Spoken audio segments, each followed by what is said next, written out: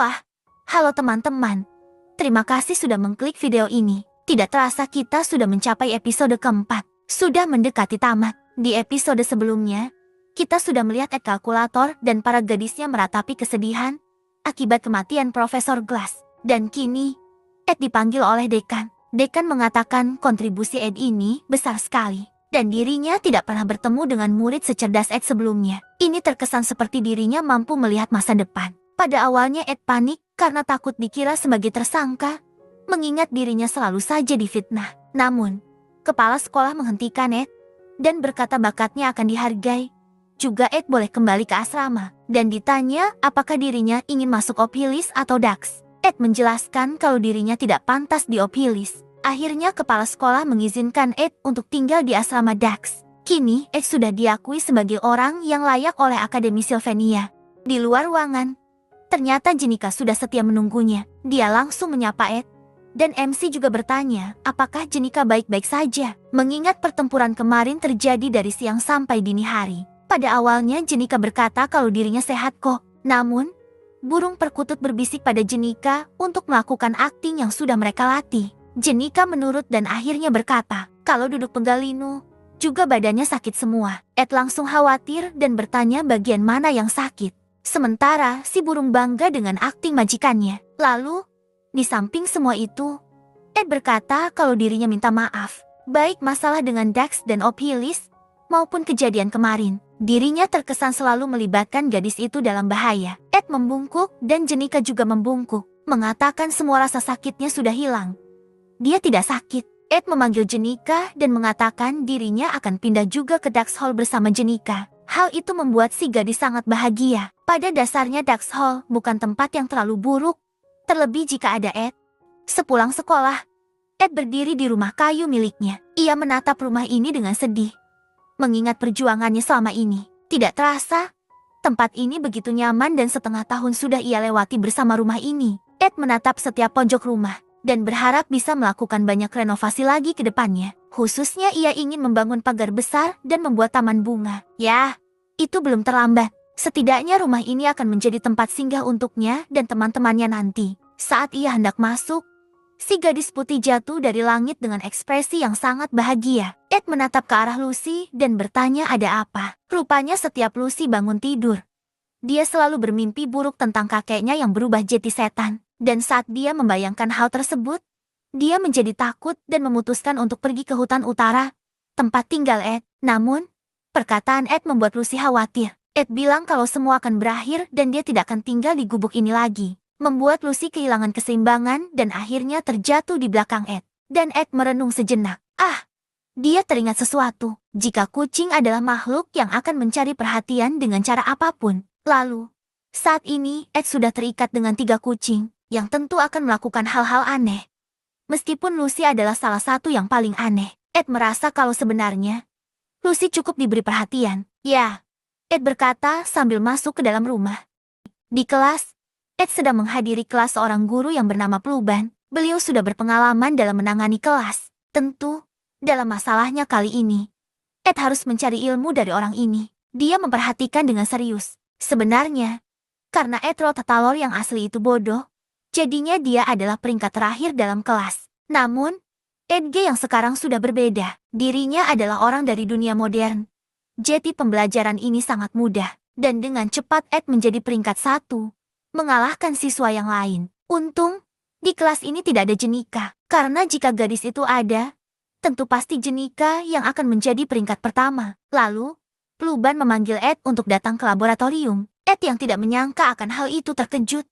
Namun berkata baiklah, Pluban menawarkan program beasiswa pada Ed, dan sebenarnya Ed tahu tentang program itu, namun rinciannya belum ia ketahui. Pluban menjelaskan kalau syaratnya tidaklah sulit, ia hanya harus berkontribusi dalam tugas-tugas sekolah. Contohnya saja Anis, sahabat dari Jenika. Dirinya membantu Claire dalam menyelesaikan tugas-tugasnya, karena setelah Profesor Glass tiada, kini Claire yang bertanggung jawab atas tugas-tugasnya. Lalu, Anis sebagai asisten Claire juga membantu dengan sekuat tenaga. Meskipun demikian, mereka berdua saja tidak cukup untuk menangani hal itu. Jadinya, jika Ed bersedia, Mungkin kepala akademi akan memberikan tugas pada Ed untuk menangani pekerjaan itu juga. Luban menjelaskan kalau Ed tidak perlu terlalu bingung. Tugas-tugasnya simpel kok, hanya perlu mengevaluasi murid-murid baru. Sebentar lagi dirinya akan naik ke kelas 3, dan murid-murid kelas 1 yang baru akan datang.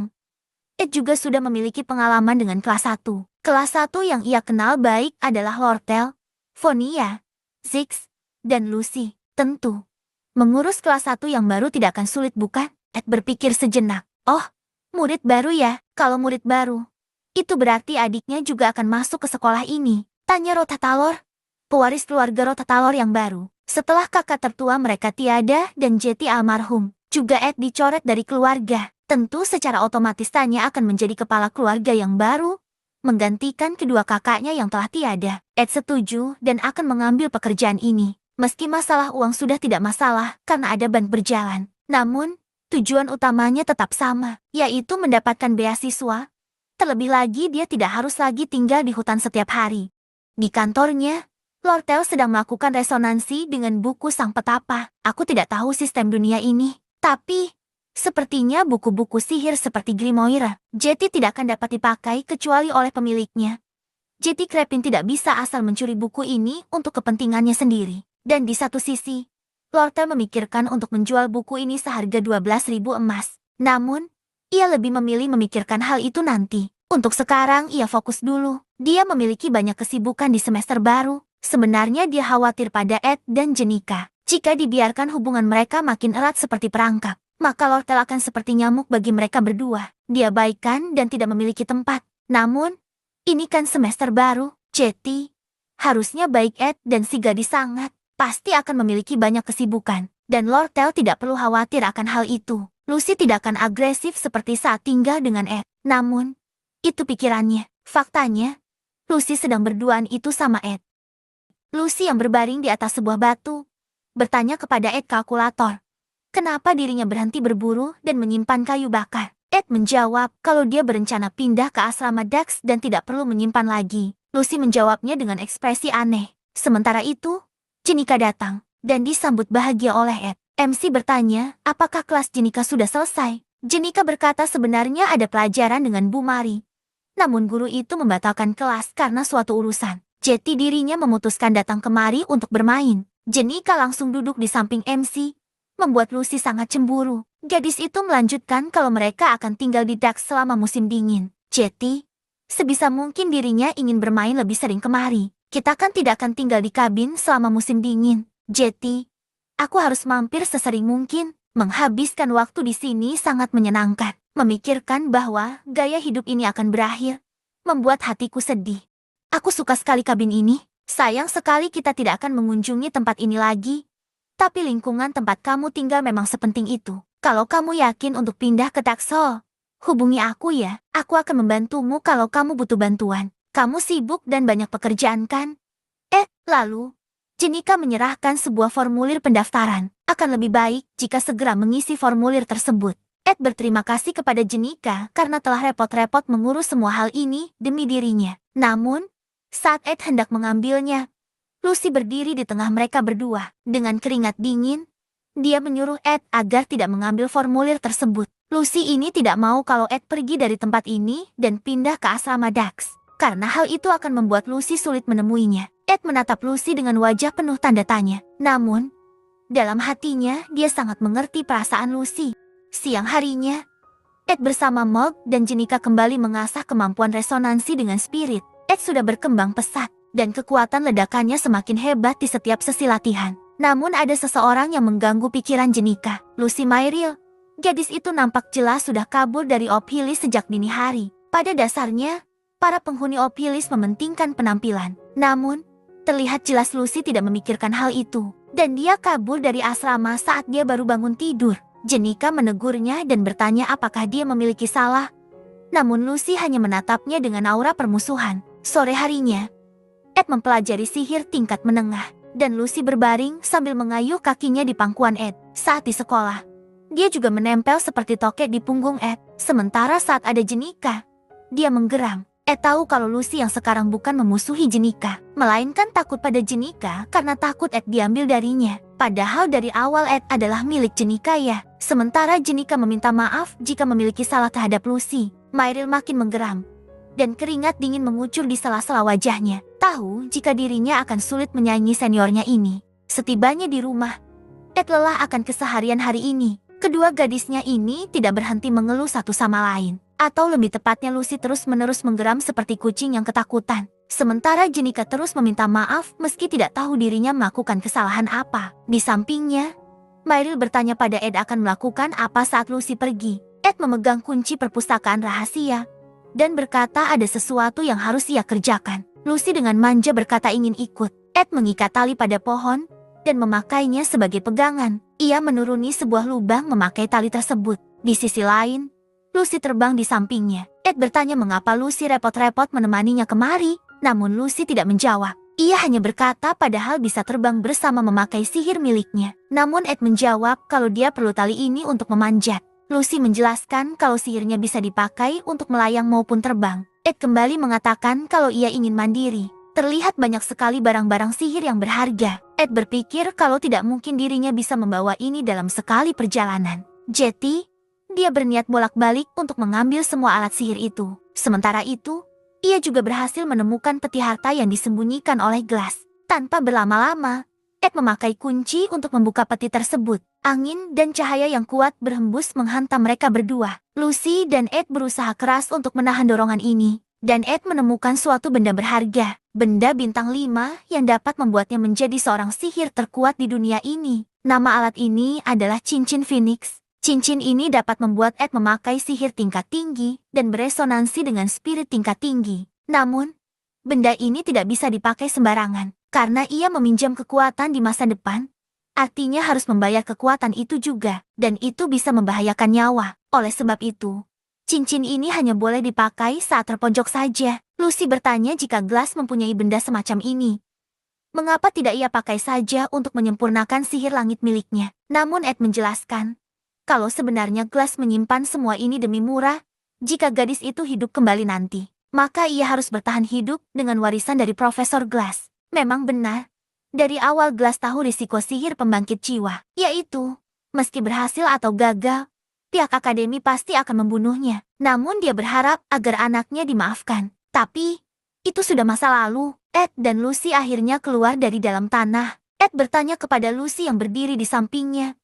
Apakah Ed benar-benar akan pindah ke asrama Dax? Sejujurnya gadis ini sedih jika Ed meninggalkan kabin ini. Dan apakah jika tidak pindah ke asrama Dax, Ed akan mengalami suatu masalah? Ed mulai merenung. Mungkin alasan Lucy kemari dan selama beberapa hari terakhir menginap di rumahnya adalah agar dapat memantapkan diri. Tidak mudah bagi Lucy untuk menanyakan hal tersebut. Mungkin kini Lucy sudah memberanikan dirinya. Lucy tidak berbeda jauh dengan Jenika. Lucy menatap langit dan meramalkan cuaca. Sebagai gadis yang secara tidak langsung mewarisi kekuatan dari Sylvania, Lucy dianugerahi bakat untuk memperkirakan cuaca dengan akurat. Lucy berkata mungkin akan turun hujan. Namun, hujan yang turun bukanlah air, melainkan salju putih yang mulai turun dengan sangat lembut membanjiri mereka berdua. Ed menoleh ke arah Lucy, berkata kalau dirinya sibuk akhir-akhir ini dan butuh bantuan Lucy untuk mengumpulkan kayu bakar. Lucy, yang tahu maksud dari Ed, sangat gembira. Ia langsung melompat memeluk Ed dan berkata apakah yang dikatakan Ed benar. Ed menjawab kalau itu benar, dan aku sudah beradaptasi di kabin ini dengan baik. Tinggal di asrama memang nyaman, namun tinggal di sini juga tidaklah buruk. Dan bahkan ia ingin tinggal di sini lebih lama. Toh waktu sekolahnya tinggal setahun lagi. Memang benar itu niat Ed. Namun di balik jawabannya itu, dia lebih mementingkan perasaan Lucy dan tidak ingin Lucy menangis. Lucy Myril, sama seperti Jenika dan Lortel, adalah seorang bos. Berbeda dengan Jenika yang sudah dipastikan akan menjadi bos di episode pertama, atau Lortel yang akan menjadi bos tersembunyi di episode kedua. Lucy adalah bos tersembunyi di episode ketiga, sekaligus bos utama. Dirinya akan menjadi bos utama di episode ketiga. Tidak ada yang tahu motifnya. Namun jika dibiarkan, Lucy akan menjadi jahat dan menghancurkan seluruh pulau sendirian. Namun Ed tidak merasakan kalau Lucy akan menjadi jahat. Setidaknya, seluruh beban yang mungkin akan membuatnya menjadi jahat tidak ada di dalam diri Lucy. Setidaknya Lucy sudah sangat akrab dengannya. Dan dia tidak bisa membiarkan gadis malang ini menjadi mangsa bagi pedang protagonis. Terlihat jelas, senyuman Lucy sangat bahagia, dan dia berkata akan membantu Ed. Lucy si pemalas, untuk pertama kalinya memiliki keinginan untuk bekerja dan membantu seseorang. Ini hal yang luar biasa dan mungkin patut untuk dirayakan. Pada suatu pagi, di keindahan kota yang cerah dan damai, kedua sahabat Jenika mengajaknya menuju kafe. Jenika berterima kasih karena sudah diajak untuk minum teh bersama dan merasa senang akan hal ini. Clara berkata pada Jenika kalau dirinya terlalu pasif. Jenika harus mengambil inisiatif. Kalau tidak, Ed bisa direbut Lortel. Menanggapi hal itu, Jenika berteriak seakan sangat terkejut kenapa Clara tahu kalau Jenika suka pada Ed. Clara membalas Jenika sendiri yang bercerita tempo hari. Dan Jenika terlalu payah dalam hal berbohong. Sementara itu, Anis masih fokus minum teh dan makan biskuit yang telah disajikan. Sebenarnya Anis bukan tidak peduli, namun membiarkan Clara untuk berbicara terlebih dahulu. Selain itu, Clara bertanya pada Jenika, apakah Jenika merasa berbeda jika berada di dekat Ed? Atau ada perasaan yang tidak nyaman? Jenika menjelaskan kalau perasaan tersebut memang ada, dan di samping Ed, dirinya merasa sangat nyaman. Clara mengatakan kalau itu mah sudah bukan suka lagi, tapi jelas cinta. Namun, jika Jenika hanya diam dalam perasaan nyaman, dirinya hanya akan dianggap teman oleh Ed, dan menuju akhir yang buruk. Mendengar hal ini, Jenika berkeringat dingin dan cukup ketakutan. Clara menekan Jenika dan berkata kalau dirinya harus membuat Ed jatuh hati. Tidak ada gunanya juga terus memendam rasa, dan buat Ed kalkulator menjadi miliknya. Sementara itu, Jenika merasa canggung dengan Clara. Di sisi lain, Tarkan dan burung dara angin merasa senang dengan dorongan yang diberikan oleh Clara. Sejujurnya mereka juga sudah berusaha untuk membuat Jenika mengakui perasaannya. Namun, baru dengan dorongan bel maya Jenika dapat bergerak. Clara menjelaskan kalau metode tarik ulur juga boleh dilakukan. Mengingat saingannya memakai metode agresif, Jenika tahu orang yang dimaksud, dan bahkan orang itu sudah mencium Ed terlebih dulu. Clara melanjutkan kalau saat musim dingin, dirinya akan pulang ke rumah keluarganya. Sementara itu, dia khawatir dengan hubungan Jenika. Terlebih Ed tampan dan cerdas, disukai banyak gadis. Jika Jenika lengah, bisa-bisa Ed digondol gadis lain. Wow, pengamatan Clara sang peri cinta memang hebat, kata Jenika. Di sisi lain, Anis masih menatap mereka berdua yang berdiskusi semakin nyaman. Sebenarnya, Anis memiliki pandangannya sendiri. Meskipun Ed disukai oleh banyak orang dan dihormati oleh Belmaya, namun dirinya ingin memastikan secara langsung.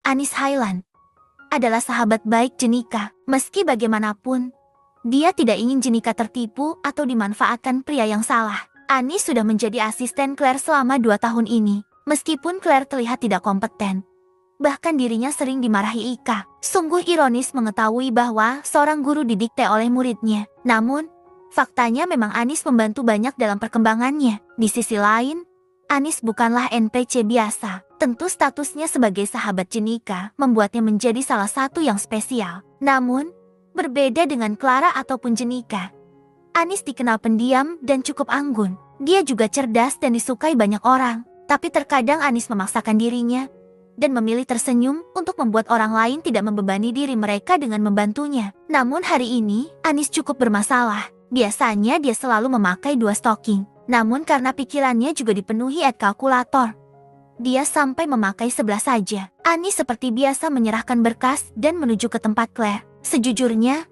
Claire yang ceroboh tidak mungkin bisa menjaga ruangan ini tetap rapi. Alasan ruangan ini begitu bersih dan rapi adalah berkat Anis. Dia yang memperhatikan setiap detail. Juga, Anis mudah bergaul. Jadinya dia diandalkan di perpustakaan, triks, hingga kantor guru. Pada dasarnya, Anis duduk di tempat Claire, membaca seluruh detail mengenai Etrod Talor. Etrod Talor adalah anak dari bangsawan Rustler, bangsawan terkuat dan paling dipandang di kerajaan. Dirinya adalah anak kedua. Dirinya adalah anak kedua dari 3 bersaudara. Namun karena saudaranya meninggal, maka Ed yang menjadi pewaris keluarga. Ed mulai belajar etika di umur 8 tahun. Di umurnya yang ke-12 tahun Ed mulai bersekolah dan tidak memiliki bakat. Anis bukanlah siswa yang kaya, sama seperti Jenika.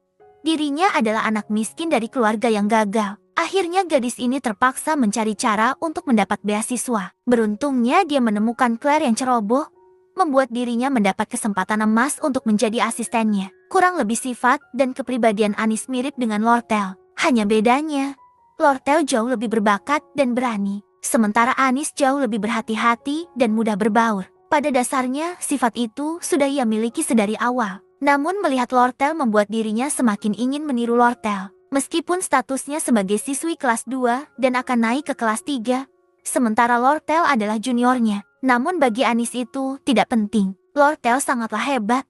Dan meski dirinya bangkrut, dia terkenal sebagai salah satu siswi paling kaya dan berpengaruh di sekolah. Bahkan rumor mengatakan Lortel akan menjadi saingan Tuan Putri dalam memperebutkan kursi ketua OSIS. Anis mulai membaca biodata Ed lebih mendalam dan mendapat banyak kesimpulan. Ed tidak berbakat dalam bersekolah selama 1 tahun. Ed mencintai gadis ceria dan juga lemah lembut. Ini kesimpulan Anis cukup panjang juga. Mungkin teman-teman ingin melihatnya. Namun satu hal yang pasti, Anis mendapatkan informasi seperti yang beredar di akademi, yaitu Ed berandalan yang egois, arogan, dan menindas orang lain. Namun pada akhirnya Ed berubah menjadi lebih baik setelah dikeluarkan dari sekolah. Ed berubah menjadi orang yang layak. Akhirnya Anis tersenyum dan mendapat kesimpulan kalau Ed benar-benar baik dan mungkin pantas untuk sahabatnya. Namun tetap saja, dirinya lebih memilih untuk berhati-hati dan menguji Ed secara langsung. Di saat yang sama, Claire datang dengan wajah bahagia. Dia mendapatkan beberapa kue terbaik dari toko dan memuji Anis yang sudah menyeduh teh. Namun seperti biasa Claire ceroboh dan tanpa sengaja menumpahkan teh yang telah susah payah Anis seduh untuknya. Claire merasa dirinya akan dimarahi oleh Anis. Namun tidak disangka tanggapan lain diberikan oleh Anis. Dengan lemah lembut ia bertanya apakah profesor baik-baik saja. Mungkin teh yang panas menyentuh kaki Anda yang cantik. Melihat perubahan sifat ini, membuat profesor menjadi sangat terkejut. Perasaan dia tidak membawa bunga kenanga. Namun Anis seperti terkena pengaruh bunga kenanga. Tidak biasanya dia baik seperti ini. Aku memang selalu baik seperti ini loh. Mungkin itu hanya perasaan profesor. Dan syukurlah profesor tidak terluka. Ed sedang mengobrol dengan Belle Maya. Dirinya berterima kasih karena Belle sudah mau mencucikan baju Ed. Namun Belle mengatakan kalau itu biasa saja. Karena memang sudah tugasnya. Selain itu, dia sudah terbiasa menghadapi kepribadian Ed yang lain. Ed bertanya dengan apa yang dimaksud kepribadian lain. Belle menjawab kalau Tuan Ed pastinya sudah tahu. Dan tolong berhenti bicara sopan. Ed tidak mau dan berkata akan terus berbicara secara sopan karena sangat menghormati dan berterima kasih pada Belle Maya. Belle mengalihkan topik dan bertanya, mengapa akhir-akhir ini dia menemukan rambut pirang di pakaian Lucy, juga rambut perak saat mencuci seragam Ed tempo hari. Juga ada aroma Lucy yang menempel pada seragam Ed. Apa jangan-jangan Ed dan Lucy selalu menempel akhir-akhir ini? Ed mengingat masa lalu, bahwa Lucy selalu menempel kepadanya seperti lengket. Sebenarnya, ukuran Lucy yang kecil dan tinggi badannya yang sangat pendek, bahkan lebih pendek dari adiknya, membuat Ed kadang tidak sadar, karena fisik Ed sudah sangat meningkat, dan dalam keadaan normal saja, ia kesulitan merasakan berat badan Lucy. Bagi Ed, mengangkat ember air lebih berat daripada mengangkat gadis bernama Lucy Myril tersebut. Ed menatap Belle Maya dengan rasa kagum. Selain Belle memiliki banyak pengetahuan, dirinya juga memiliki insting yang sangat tajam. Mungkin jika tidak bekerja sebagai pelayan, maka Belle akan menjadi seorang intelijen, atau minimal orang yang bekerja di pemerintahan. Belle menatap Ed lagi, dan Ed juga menatapnya balik. Sekali lagi, dia berkata kalau ingin Ed berbicara santai. Namun Ed suka memakai bahasa formal. Belle menjawab dirinya suka bahasa santai. Namun Ed menegaskan suka bahasa formal. Ed mengalihkan pembicaraan, berkata kalau Belle Maya sibuk karena harus mengurus banyak orang. Namun Belle membantah. Sesibuk-sibuknya dia, tidak lebih sibuk dari Ed yang harus merawat 3 kucing yang sulit ditebak. Namun Belle menjelaskan, kalau Ed tidak boleh mengekang para gadis itu. Apapun pilihan mereka, harus dihargai. Belle juga berkata tidak akan terlalu keras pada mereka. Sebagai pengawas asrama Ophilis, memang benar terkadang dia kesal pada Jenika ataupun Lucy yang selalu kabur dari asrama. Sementara Lortel terkadang terlalu sibuk berbisnis hingga jarang menemuinya. Namun kebahagiaan mereka juga merupakan tanggung jawabnya. Ed mengatakan kalau akademi ini hebat. Hanya dalam beberapa bulan, kehancuran Ophilis sudah hampir diperbaiki. Belle menjelaskan kalau memang benar dalam waktu dekat Ophilis akan selesai diperbaiki dan ditata ulang. Mengingat murid baru akan segera datang. Di antara para murid baru ini, Belle menyinggung adik dari Ed. Tanya Rottalor. Dan Ed berkata akan menjadi merepotkan mengingat kelakuan Ed yang dulu. Ed tidak tahu kelakuan Ed Rottalor yang asli pada adiknya. Namun jelas pasti tidak jauh dari menebar kebencian dan kasihan tanya. Selain harus menanggung tanggung jawab keluarga yang baru, dirinya juga dibayangi oleh kekejaman Ed di masa lalu. Di hutan, Zeke sedang berlatih sambil mengobrol dengan Ed. Selain 3 gadisnya, Ziggs adalah salah satu orang yang sesekali mampir ke kediaman Ed yang baru. Ziggs bercerita kalau dirinya akan pulang kampung di liburan musim dingin yang sekarang. Karena Ika juga akan pulang. Tentu, sebagai budak cinta, Ziggs harus mengikuti kemanapun Ika pergi dan menjamin keselamatannya. Lalu ia bertanya, apakah Ed akan tetap tinggal di tempat ini, bahkan selama liburan musim dingin? Dan Ed menjawab iya, lagi pula dia tidak memiliki keluarga. Dan juga uangnya tipis dan harus dihemat. Selain itu, dia akan mempelajari sihir tingkat 2. Ziggs bertanya, apakah Ed tidak terlalu memaksakan diri? Karena dirinya tidak merasakan ada mana dalam diri Ed. Namun Ed menyuruhnya tenang, ini adalah bagian dari latihannya. Dan meski sedikit memaksakan diri, namun ini perlu dilakukan. Ziggs tidak yakin dengan jawaban Ed dan merasakan dirinya sedikit khawatir. Kekurangan mana akan berdampak pada kesehatan. Jadi Ziggs menyuruh Ed untuk tidak terlalu memaksakan diri. Juga fakta bahwa Ed tidak akan bisa memakai sihir untuk sementara waktu. Ziggs berkata kalau Ayla ingin meminta maaf bersama Taylor. Ayla sudah sangat salah paham pada Ed dan akhirnya sadar. Ed pura-pura diculik agar dapat melindungi Ayla. Namun Ayla malah menganggapnya penjahat. Taylor meminta posisi rumah Ed kepada Ziggs. Namun ia tidak memberikannya karena merasa kalau tempat ini adalah persembunyian. Hutan di Sylvania cukup luas dan tidak mudah menemukan tempat ini. Jetty memang tidak ada pilihan lain selain bertanya. Namun Ed menolak hal itu, berkata bahwa mereka berdua tidak perlu minta maaf. Dirinya tidak memiliki dendam apapun ataupun merasa marah. Karena itu memang perlakuan standar yang biasa ia terima sehari-hari. Namun di balik itu semua, Ed memuji Ziggs akan loyalitasnya. Dan fakta bahwa Ziggs merahasiakan hal ini dari orang lain juga memang benar. Tanpa diberitahu, bahkan Ziggs tidak akan dapat menemukan tempat ini. Mungkin bisa jika berkeliling hutan, namun tetap sulit. Ed melemparkan sekantung uang pada Ziggs, berkata kalau ini bayaran untuk bantuannya. Ia ingin minta tolong untuk membersihkan perpustakaan. Ziggs berkata kalau dia tidak butuh uang dan ingin membantu secara ikhlas. Namun Ed juga berkata dirinya ikhlas memberikannya. Ziggs berkata kalau Ed sangat rajin. Selain dia hidup mandiri, dirinya juga mempelajari banyak bidang ilmu, baik dari teknik sihir, spirit, ilmu sihir kelas 2. Bahkan akan bekerja di akademi sebagai murid beasiswa. Jangan memaksakan diri. Ed berterima kasih atas perhatian yang diberikan Ziggs. Namun ia sudah membulatkan tekad dan berkata bahwa inilah hidup.